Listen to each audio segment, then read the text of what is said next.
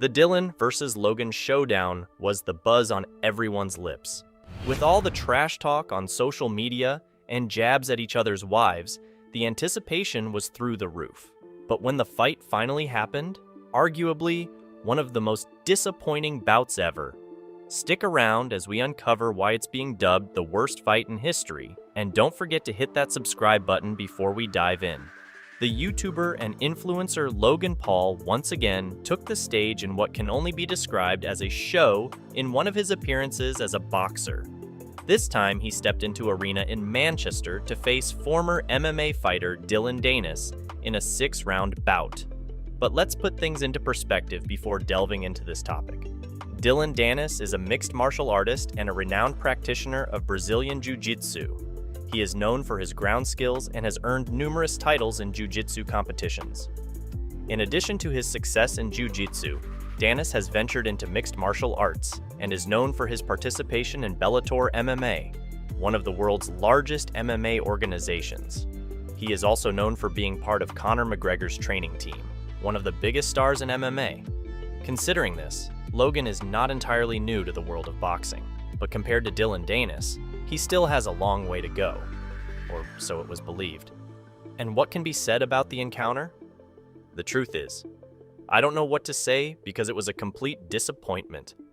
They looked like two grandmas dancing at a bingo night, and, of course, not to mention the hug Dillon gave Logan, but now that I think about it, disappointing seems like too small a word for this encounter. Both the audience and the press claim to have expected much more from these two, and it's no secret that there was tension between them. For example, on a press conference, Dillon couldn't hold back and hit Logan with his microphone. Of course, Logan thought it was a brilliant idea to throw a bottle, which unleashed chaos on the stage where the boxers' face-off was taking place before the fight on October 14th. After receiving the bottle strike, Danis decided to retaliate with the microphone he had in hand, throwing it at Paul's face and leaving a visible blood mark on his cheek. Escorted by security, Logan fled the stage where bottles were still flying. Logan was clearly affected by the blow, but that wouldn't stop the upcoming fight. Then, Logan tweeted, "Dillon can't escape from me," after social media mocked him for avoiding the face-off. "The fight is still on, now with even higher tension," he added, injecting more excitement into the showdown. Many had chosen Dillon Danis as their favorite for the evening. Even the famous singer Drake, through his Instagram, showed his support for Logan and even bet $850,000, adding more weight to the fight. Finally, the big day has arrived. The fight, the hour, the moment. But this tension has been building for a long time, long before now. The mixed martial arts fighter has been stoking the rivalry for a while, even going after the YouTuber's fiancée, Nina Agdal. The boss posted images on his social media of Agdal kissing her ex-partners and went further by sharing explicit content of the model. But Logan Paul's partner didn't stand idly by and filed a lawsuit for charges of sharing intimate images and an invasion of privacy related to Danis' social media posts. And so it began. During the face-off, Logan told Dillon Danis that he was trash. The insults didn't stop, just like the indirect jabs on Twitter. These indirect jabs were mostly in the form of memes because this rivalry was more of a meme itself. And speaking of memes, this fight was no exception. Here's what happened. Both boxers put on their gloves and started exchanging blows, going all the way to the final round, visibly tired. But where there's a will, there's a way. And they continued in the style of Dragon Ball. It was a punch, and the other would dodge it. That's how it went. Danis stumbled and grabbed Logan around the waist, taking him against the ropes, and at one point, in the heat of the moment, Dillon Danis grabbed Logan Paul by the neck and attempted a kind of submission hold, an illegal move in boxing. However, the YouTuber managed to break free with a swift move and landed a punch on the former MMA fighter, but Paul retaliated with a punch of his own. This unleashed Danis' fury, who got up to confront him. Seeing the boxers' intention, security teams rushed to the ring to separate them. Danis couldn't tolerate this mockery and the failure of his attempt to harm Paul, so he stood up, ignored the referee, and prepared to strike his opponent with all he had. but he didn't anticipate his security team intervening in the ring to protect him. Many people entered the ring, and Dillon Danis was completely out of control, not only pushing Logan Paul's security, but also starting to throw punches, resulting in a full-blown scandal. Dillon lost his cool in every sense of the phrase.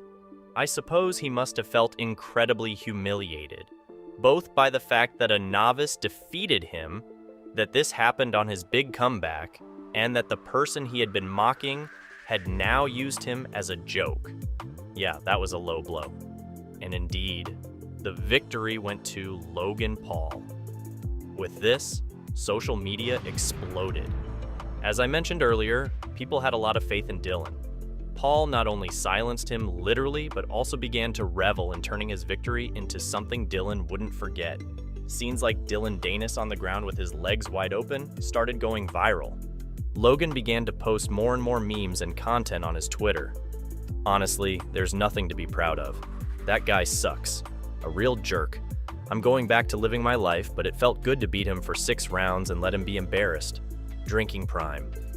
He continued in another post. I think Dillon perfectly embodies the problem with society. All talk behind a screen. No action. Just another peasant talking and contributing nothing to this world except negativity. I'm so happy to expose this clown. On the other hand, Dillon on his Twitter, with a somewhat distorted perception of reality, appeared quite happy about the situation. For example, he tags Jake Paul and says, "Hey Jake Paul, your brother hits like a bitch. If you knock me out, I'll retire forever and give $2K to everyone who likes it." He says this due to rumors that claim Jake pays people to follow and react to his posts, essentially bots. He also replied to one of Logan's tweets and said, "What did you prove? You didn't even tickle me. You backed out of an MMA fight against me. Everyone knew I'm not a boxer, but unlike others, I accepted the challenge even with everything in your favor. Weight, steroids, rounds, rules, judges, referees, the list goes on. I won the war. You ran from a jiu-jitsu guy for 6 rounds. In every interview, you bragged about knocking me out in the first, but guess what? You barely touched me. Give me a proper boxing ring, and considering your pathetic unwillingness to fight, I'd destroy you. I did more damage to Logan's face in a second than he did in my 18 minutes. The truth is, with all the show that was put on, Dillon would be better off slowly stepping away from the topic and not continuing to humiliate himself. Although it's well known that Logan Paul doesn't have the greatest support in this sport, he still humiliated him. I must say I would love to have Dillon's self-esteem. Even after being defeated, he still sees himself as the winner. And even though it's said that it was nothing less than disqualification, we all know that Dillon Danis started using ban techniques because he already knew he would lose on points. So he would have to reveal them to Logan Paul before it's over, no matter what. Well, the truth is that a person's pride can be their worst downfall. In my opinion, Dillon initially went in with all the confidence to win and humiliate Logan. He got too relaxed in the early rounds, and by the time he wanted to react, it was already too late. And even after losing, he continues to spout nonsense because his pride won't allow him to accept reality. It's not like Logan put on a great show like he does for his YouTube channel. In fact, the battle was quite lackluster, limited to throwing a punch and dodging. It seems they only brought out the basic moves for boxing practice. The tension that was expected never really happened. Much ado about nothing, is what I can say.